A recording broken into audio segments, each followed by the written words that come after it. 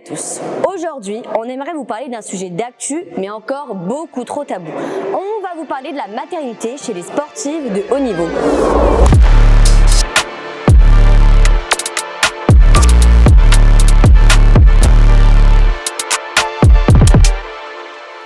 Vous connaissez Clarisse Agbenienou? Elle compte aujourd'hui 5 médailles olympiques, dont 2 gagnées aux Jeux de Paris 2024.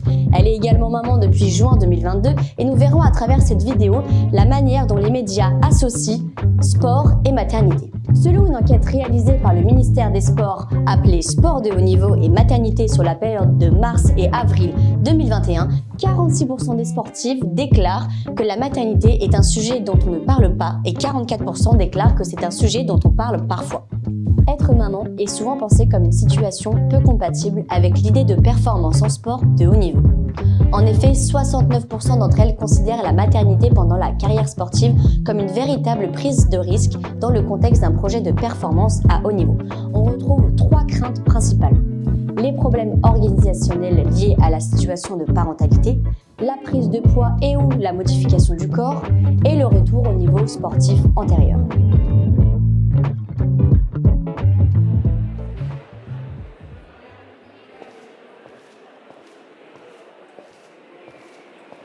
Là, c'est comme ça et que c'est compliqué. Je pense que Clarisse, c'est quand même quelqu'un d'important dans le milieu du sport. Mais en fait, ça dit quoi du côté des journalistes? Même si les avancées ont été réalisées par les fédérations et les ligues, comme c'est le cas dans le handball, où les sportifs sont protégés en cas de grossesse, comment les médias s'emparent de cette question?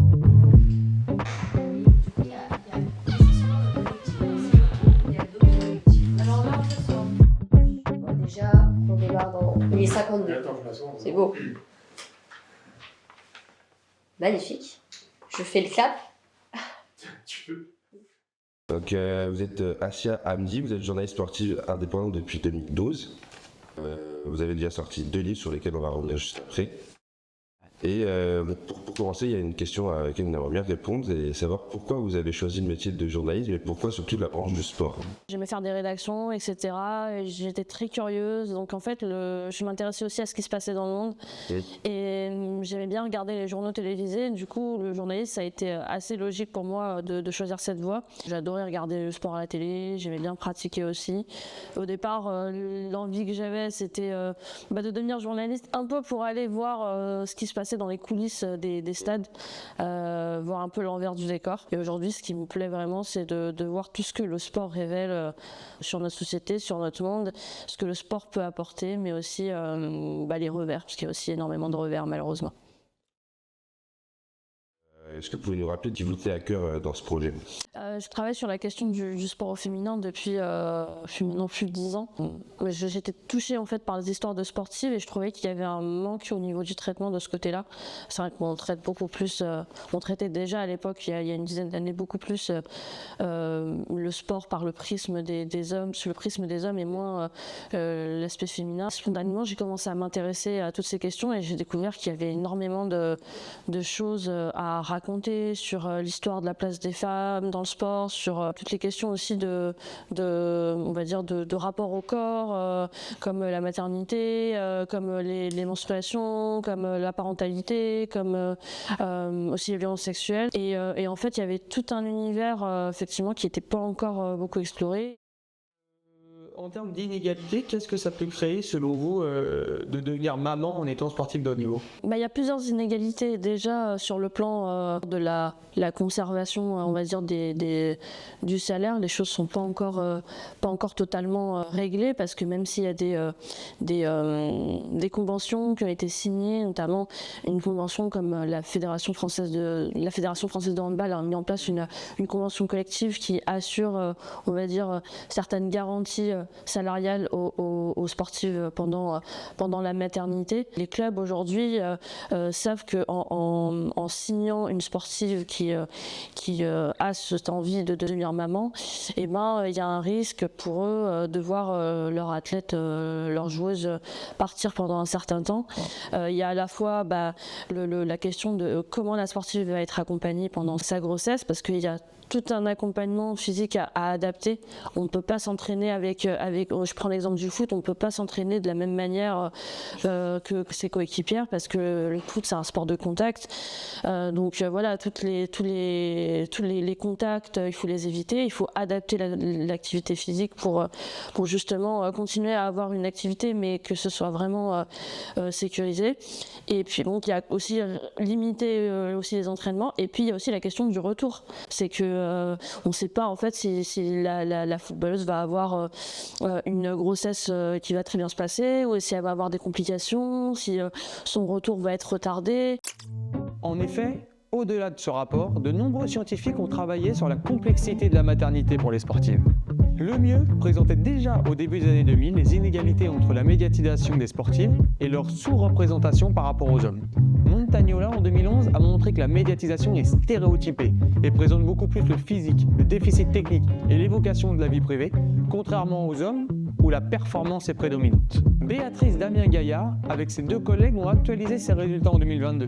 Elle détaille les différentes associations, les différentes enquêtes, les différentes tribunes visant au changement de mentalité dans le monde des médias et du sport. On a un retard historique parce que sûrement c'est toujours, il y a un côté très masculin encore. Hein. Il y a les femmes présidentes de fédérations, on les cherche.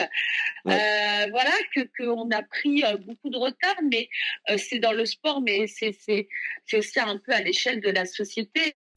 Quand on regarde les premiers Jeux Olympiques, elles étaient en 1900, elles étaient 2%, 1896 0, 2% en 1900, et là on a atteint la parité en 2024. Donc bon, bah forcément il y a une progression. La question c'est combien de temps ça prend. Ça a pris un petit peu de temps quand même. Donc historiquement, c'est vrai qu'on a attendu des sportives qu'elles se laissent faire, qu'elles prennent un peu les miettes, qu'elles prennent ce qu'on leur laissait, de pas être mises en avant, en fait on met du sport au féminin quand il n'y a rien d'autre à mettre. J'attends de voir, mais je ne suis pas très optimiste, même en tant que journaliste, parce que c'est vrai qu'aujourd'hui, nous, en tant que journaliste, parfois, on a besoin aussi pour parler des sportifs dans les gros médias, on a besoin on dit, ok, mais il faut des opportunités.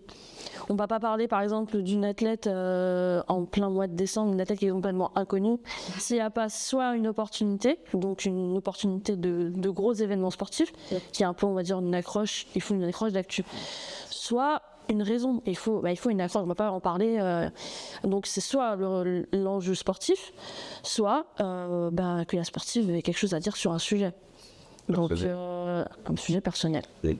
Donc on en revient toujours en fait au même résultat, c'est que pour exister, il faut soit performer sportivement, ou alors il faut avoir des choses à dire sur un sujet de société.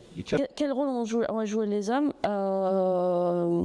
dans les rédactions, il y a de plus en plus de personnes, notamment des rédacteurs qui sont conscients d'importance de traiter ces questions, et pas seulement parce que c'est pas seulement pour des questions morales, éthiques, etc. Mais malheureusement, aujourd'hui, pour convaincre les médias, les sponsors, etc., c'est la thune qui les convainc.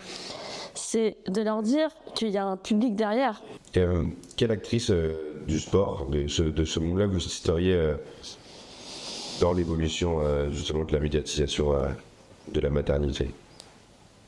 Clarisse Agbenienou. Elle a été, je disais, très bien accompagnée. Elle a un agent qui fait très bien le travail et qui a su effectivement faire de sa championne une icône en dehors des médias sportifs. Et ça, c'est intéressant parce que Clarisse Agbenienou, on la voit dans la presse féminine, notamment, et elle parle vraiment aux femmes. C'est qu'elle parle de sujets qui concernent les femmes. Elle ne parle pas aux femmes sportives, elle parle aux femmes. Sur les 2 ans, on va dire, avant les Jeux de Paris 2024, le fait d'être d'une maman était plutôt très vendeur. Hein. Afin de comprendre ce phénomène, nous avons réalisé une étude de cas sur Clarisse Agbenienou. Nous avons pris tous les articles issus d'Europresse entre février 2022 jusqu'à aujourd'hui. Pour cela, nous avons réalisé une analyse thématique sur son sport, sa fille, ses valeurs, et Robin va vous en parler tout de suite plus précisément.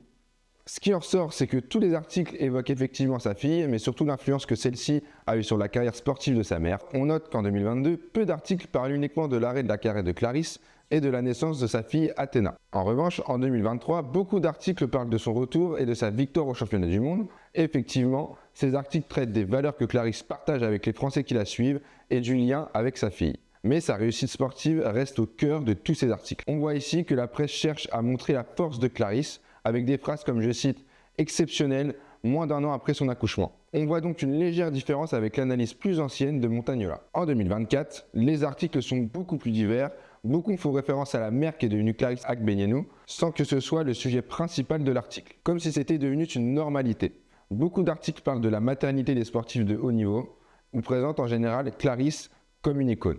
Pour conclure, nous voyons que sur une période de seulement 3 ans, des évolutions marquantes sont visibles.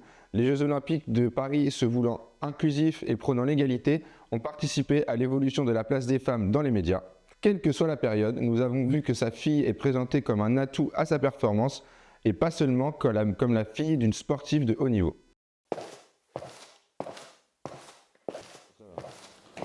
D'accord, bah écoutez, merci beaucoup.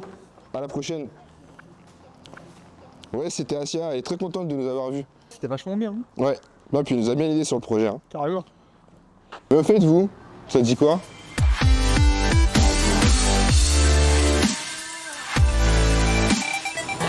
Monsieur, vous avez 2 minutes pour répondre à des questions par hasard? Ah, c'est Sur le super. sport. C'est sur le sport. Et La première, moi je suis la deuxième. fait une question chacun. Bonjour, enchanté. Je peux vous mettre ça? Oui, bien sûr. Et bonjour. Bonjour. Est-ce que tu suis le sport en général? Non. Vous faites du sport en particulier ou vous le regardez? Je fais volley et musculation. Ok. La danse. Ok. Il y a quoi, 5, 10 ans, un petit peu en club? Ah bon, donc on a une sportive. Vous suivez quoi comme sport? Vous êtes fan de quoi?